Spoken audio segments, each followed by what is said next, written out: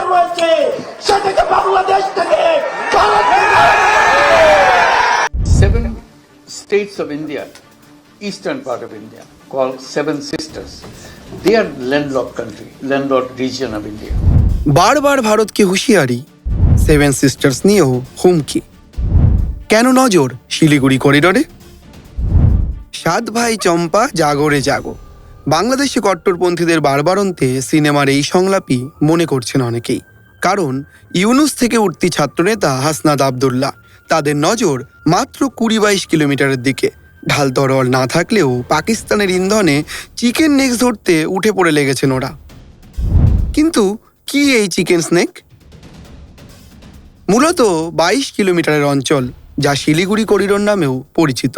এই জায়গাতেই রয়েছে ভারতের উত্তর পূর্বাঞ্চলের সঙ্গে যোগাযোগের প্রাণভোমরা। একদিকে নেপাল, অন্যদিকে ভুটান, কাছাকাছি চীনের চুম্বি উপত্যকা, আর একদিকে বাংলাদেশের গা ঘেঁষে প্রবেশ ঘটেছে উত্তর পূর্বাঞ্চলের। মাত্র কয়েক কিলোমিটার অঞ্চল জুড়ে ভারতের জাতীয় এবং আন্তর্জাতিক অঞ্চলের আধিক্য রয়েছে।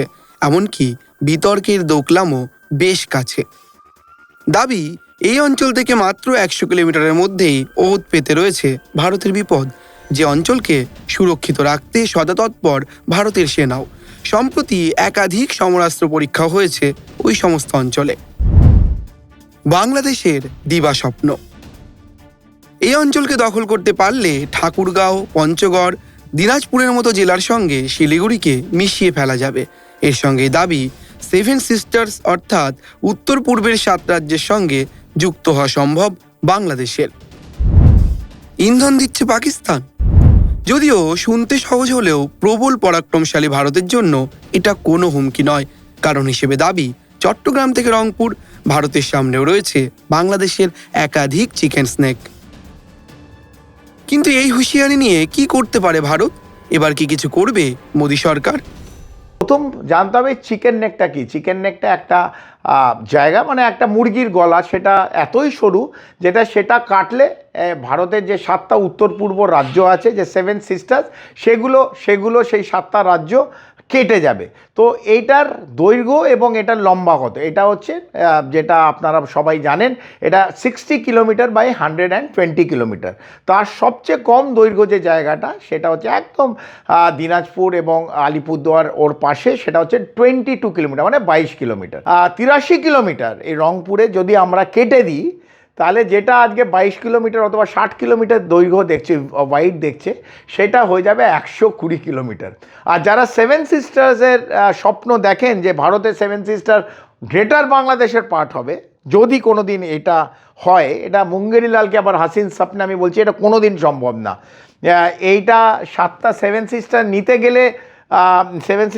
গেলে বাংলাদেশের যে সামরিক বাহিনী দরকার, যা সামরিক স্ট্রেংথ দরকার, সামরিক শক্তি দরকার, সেটা বাংলাদেশের নেই। 22 কিলোমিটারটা 120 কিলোমিটার হয়ে যাবে। তাহলে রংপুরটা কেটে ভারতবর্ষের কাছে চলে আসবে এবং ওটা হয়ে যাবে ভারতের 8ম বোন, মানে 8 সিস্টার।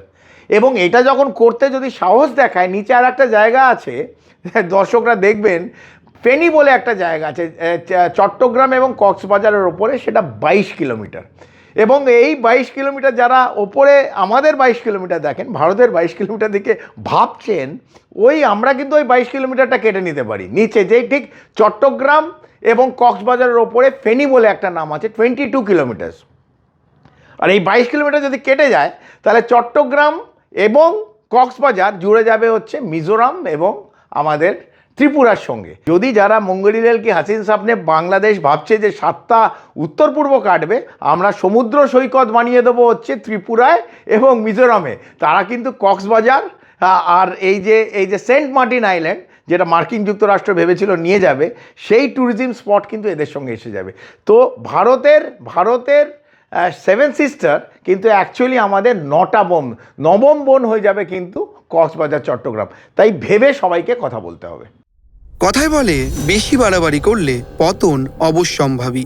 কিন্তু বর্তমানে ইউনুসের বাংলাদেশের পরমাত্মীয় পাকিস্তানের এই ফন্দি বুমেরাং হবে না তো? ব্যুরো রিপোর্ট, সংবাদ প্রতিদিন.in।